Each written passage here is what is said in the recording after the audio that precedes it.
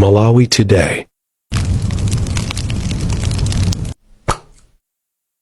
Malawi akwadziwa tini mabungwe osiyanasiyana amene amatolera ndi kuonkhetsera koma kuti these are unofficial results koma ndithu zikuchitodziwikiratu mmene zayendera masankho amenewa. Nkulakwa kuyankhula choncho kafe mauliro sikulakwa ndipo ifenso posachedwa apa tikhale tikuyamba kuonetsa ndithu dashboard yathu kuti kodi ma reporters athu kunjako aonkhetsera zotani koma pakadali pano ndithu Brian yangakhalenso mchipinda muno kunja kusanthu ali nawo akudziwa momwe zinthu zayendera afotokoza kale apa mpando abunge limene lameka Ntalimanja kunena kuti pano pafika pa 98.2% akuchotsa ma ballot papers amene amalawi agwiritsa ntchito kuponyerapo voti akuti zachoka ndithu kuma polling stations akupita kuma constituency tally centers komwe kwina zakonzedwa kale mpaka zapita kuma district tally centers kukonzekera kuti tsopano returning officer azinyamuleno zibwera kuno nde panopa tikang'anira chiwerengero chimenecho 98.2% ndi chiwerengero chachikulu ndoti pangotsala malo ochepa oponyera voti amene mwina sizinatsirizike kuti zinyamuke zipite kuma constituency tally centers ndiye kungofika pa figa imeneyoyo one can tell ndithu kuti chifukwa chonena kuti anthu akumayika ma results komanso atolankhani athu akumajambula mafomu amenewa amene ali ma results mafomu ndithu atolankhani sajambula zilipo ndineso munthu oti ndasangalala ndi momwe atolankhani agwirira ntchito chifukwa tikaona ma media houses onse amene ali kuno ma reporters awo amene ali ma stations osiyanasiyana amene ali constituency tally centers sakungotenga ma results okha kuti umu ndi momwe zayendera kwakuti umu ndi momwe zayendera kumajambulaso chifukwa akaponya mavoti akaonkhetsera ndi ma monitors agwirizana ndi ma presiding officers kuti zinthu zili chonchi akumatenga zikalata zimene zija kumata pakhoma so atolankhani athu sakumajambula zikalata zimene zija akalemba kuti kwakuti mavoti akuyenda chonchi zikalata zimene zijaso zikumakhala kuti zatsogozana ndi story yo kuonetsa kuti ndithu kwakuti zinthu zikuyenda choncho nde zikumakhalako ndithu zinthu zosiyana taona ndithu ya kumasanako anthu enaso akumakhala kulankhula ma social media mukumayikaso ma results awo pali kusiyana kwakukulu pakati pa ma results amene ndi ma results amene tikuponya ife atolankhani ma results amene tikuponya ife atolankhani tikuyika ma results momwe alili ndi picture ya momwe achitira kuonkhetsera kwake pomwe zikusiyana ena atha kungodzuka kunena kuti ayi kwakuti zayenda chonchi osaonetsa pepa lalo momwe layendera kuti agwirizana kuonkhetsera ma monitors ma presiding officers ma officials kuti zonse aonkhetsera motani ndiye pakadali pano Brian kuyankha funso lako pano pa mchipinda chino aliyense akudziwa zomwe zachitika aliyense akudziwa mdziko muno ndithu aliyense akudziwa mmene ulendo wayendera mugwirizana nawo mayiphiri kapena ayi sindugwirizana nanu nonse Maria sindugwirizana nanu nonse tizinena kuti unofficially ndizime tunenazo so we must emphasize on that point unofficial chifukwa zotsatira zenizeni zachisankho takhala tikunena kwambira dzulo masana alengeza ameki ngakhale mchipinda muno mwina poti sitinafike kukamba nkhani yoti tichite summarize momwe yayendera press conference koma mukabwera kuzandifunsa nkhani imeneyo ndifotokozaso chifukwa muno wina aliyense ngakhale kunja ku Malawi wina aliyense akudziwa kuti zotsatira zachisankho sizinalengezedwe zonse zomwe tikuulutsa zonse zomwe tikuponya ngati ife atolankhani ndi unofficial results koma ndikunenera kuti unofficial result imeneyoyo imakhala kuti ipereka chithunzithunzi ya momwe outcome ya chisankho ingaonekere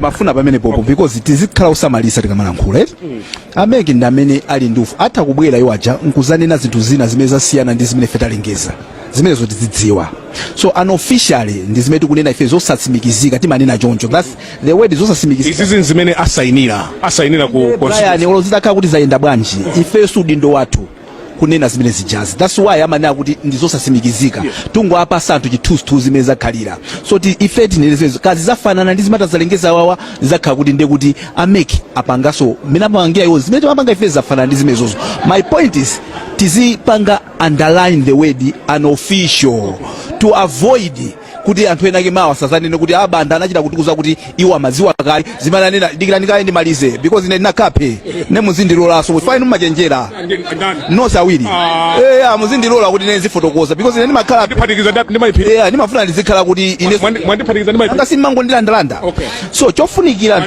malizani andivuza mwana yes zikoma kwambiri take your time thank you very much Njaiko komanso my Banda what my peace inu tumupalamula kodaida inu tumupalamula kodaida tu bebani inu tumupalamula kodaida bebani my pili ko Linda kozo ndidandaula bebani Linda so my point was man official results anthu akwadziwa tinene choncho man official results anthu akwadziwa nawo anthu afuna kuona kodi zimene akudziwa man official results ndi zimene ameke akuona zofanana kapena zimene atazapange that's why tili pano pakudikira kuti ameke andipange so ine ndimangofuna kuti zonsezo ndimagwizana nazo koma ndimafuna tingonena kuti emphasis zikhala kuti they are an official results mchichewa chomveka bwino ma results osasimikizika why do we say that chifukwa chokuti ndi ameke okhamena mabwera ndizosimikizika so ina ni event kuti kazina zake zasinta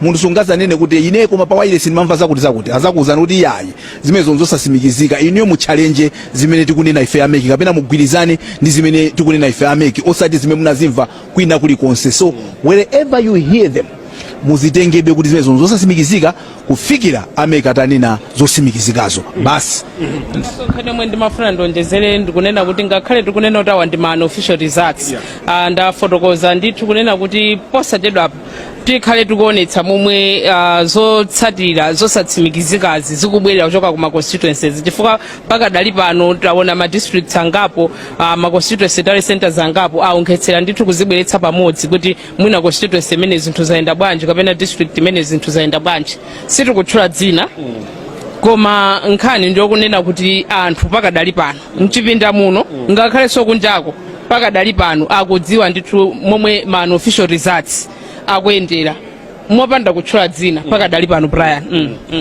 ndimayangana pa phone pa to give an example of one unofficial result kuti maybe we can appreciate koma so far tikuenda bwanji ulendo mene wanenera Kathe pali maujenena ndi kuti atseka tikati atseka ndoti amaliza mwina ifeso tazifika tachita consolidate momwe timabwera pano ndikuti ma constituencies ena titatseka kuti anthu tikozana kupanga share ndi anthu ma unofficial results ati constituency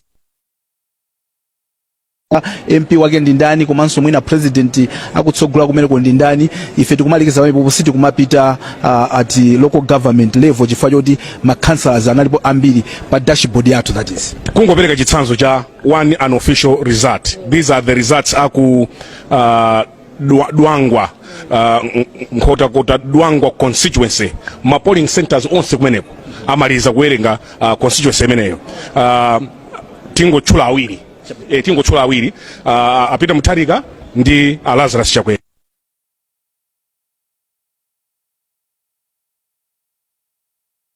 centers apita Mutharika 10,108 unofficial results 10,118 an example of an unofficial results in a constituency atamaliza one constituency.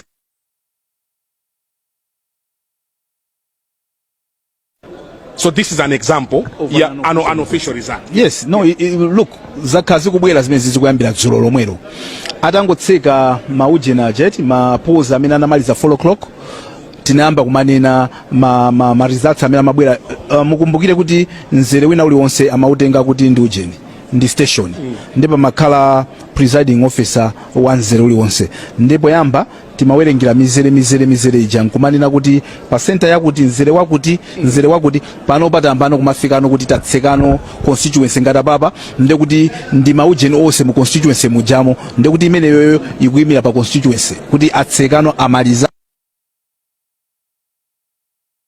what tikhale tikuwauzano and zimene zizi ma constituency tili nazo ndipo taonkhetsera nchifukwa chake tunena kuti mmene masankho wayendera ife tikudziwa koma unofficial muli ndi example ina ya unofficial ndithudi apa ndimafuna ndineneko ma results amene yakuchoka kuna Nkhaka constituency kuno kulilongwe. Okay. Apa unofficial result imene hayi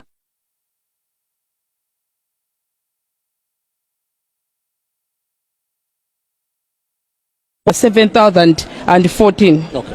7,014. 7,014. Yeah. Ndingopita poti list ndi yaitali ma candidates tingotchula awiriwo. Pomwe Arthur Peter Muthalika a DPP apeza mavoti okwana 9,135. Bwerezaniso 9,135.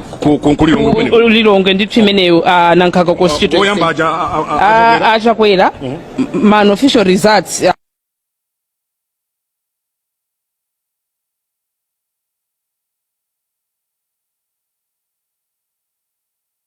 135. Okay. Ndithudi. Komanso paliso mano official results ambiri kuchoka mboma la Nchewu kumene konso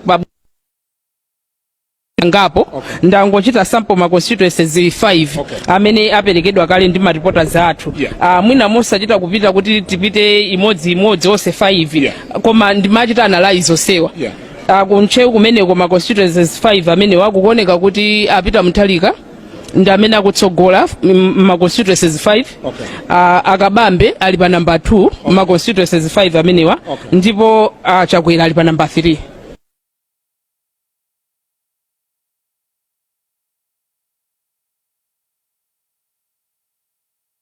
No. Manambala alipo koma ndimapewa kuti sinanga ndi alipo 5. Okay. Ma constituencies 5 amene aponyedwa padera ndiye kuti mwina tiyambe kupita constituency by constituency mwina zititengera nthawi koma ndimwe mwezi kuyendera ndithu kunchewu zotsatira zosatsimikizika. Chabwino.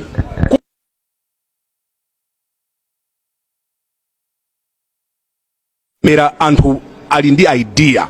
This is exactly what we are talking about. Muyimaliza bwanji nkhani ujene alembi. Akuti tingotenga ka break pang'ono, I think there's something technical. Okay. So tichite break pang'ono tibwereranso. You're watching Malawi Decides. Malawi adapita kukaponya voti dzulo. Ndipo adatuluka maunyinji. Anthu aponya voti, inenso ndaponya voti chaka changa ndichi. Tichite break. Iyayi nangasi inu musayambe. Mwaona manena kuti mayamba ndiyamba ndi. So tichite break pang'ono. We have more conversation and more results